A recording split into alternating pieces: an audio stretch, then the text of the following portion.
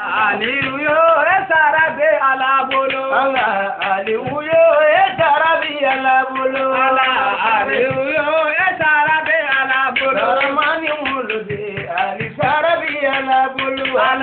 Aliyu Sarabe Alabolo. Bawa Wolode Ali Sarabe Alabolo. Aliyu Sarabe Alabolo. Allah Jai Sarabe Alabolo.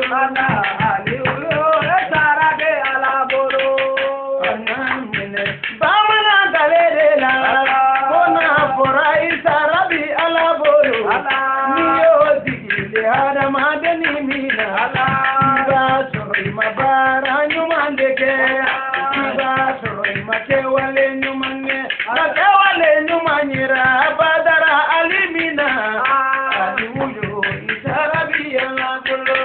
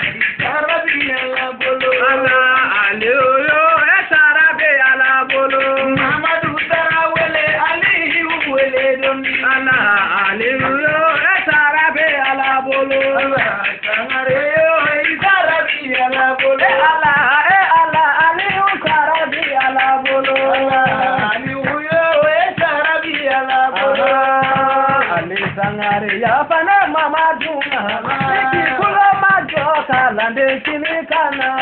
Mama duya mine bama na zana doda, mobo kele ngafo, mobo matubabuwa, mobo pilaka fo, mobo matubabuwa, mobo sabaka fo, mobo matubabuwa. Ani na soro la ne ete tubabuye, iba soro ye kandile madoye.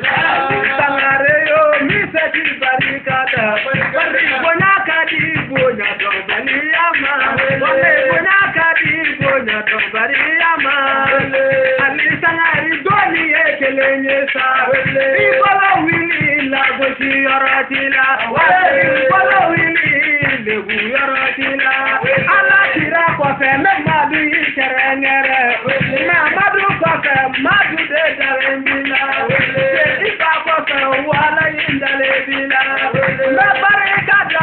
majo ali edi walai Sarabe Alabolo. Sarabe Alabolo. Allah sajaja walai Sarabe Alabolo. Mogo mana ketenge ni yerede. Allah iwolo babi feflade. Allah baba kiye walima abatila. Allah ni baya kila tuma kolo.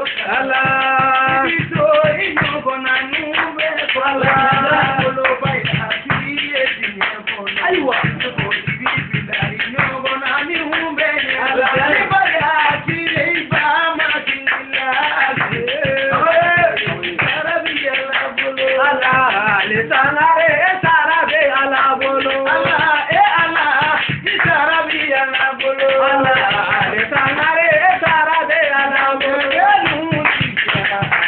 Sarabe Alabolo. Allah le Sarabe Alabolo. Nebo Ali Dumi wajulu dumani.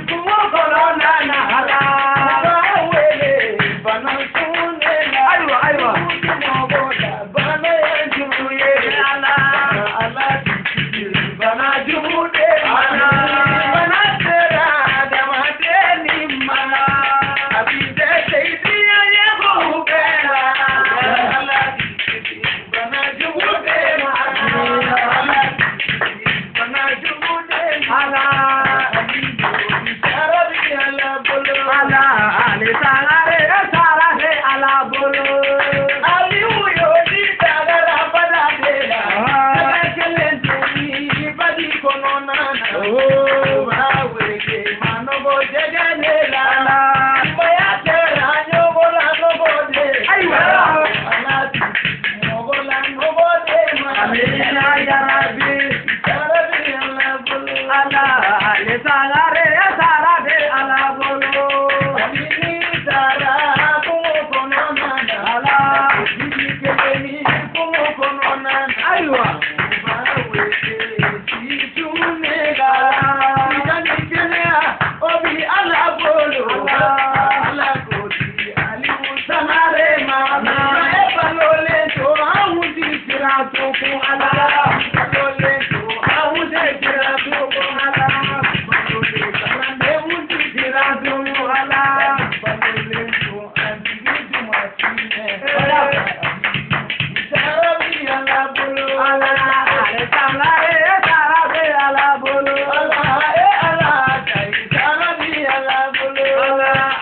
Sang